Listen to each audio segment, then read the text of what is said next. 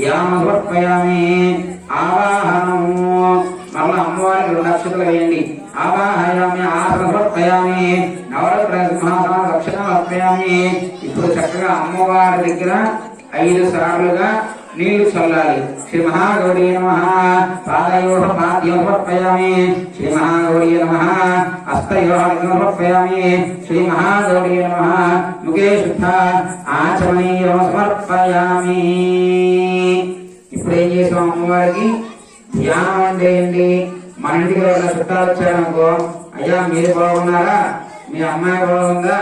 మా అక్క బాగుందా మా వదిన బాగుందా అడుగుతాం అలానే అమ్మవారు చాలా పవిత్రవంతులు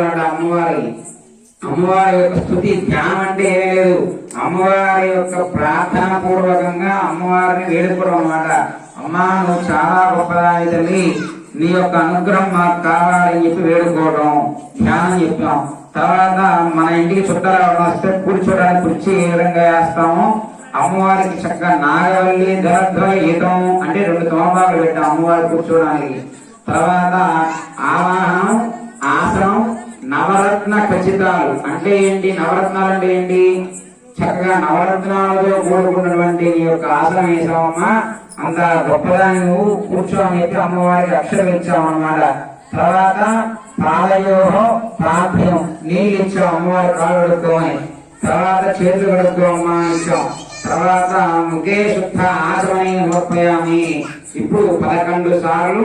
కొంచెం కొంచెం మీరు చల్లే నీళ్లు ఎక్కువైతే పసుపు మూత కరిగిపోకూడదు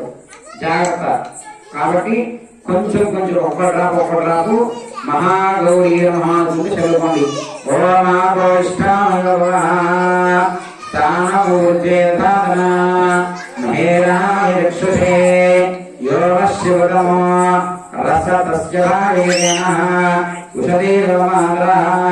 తస్మా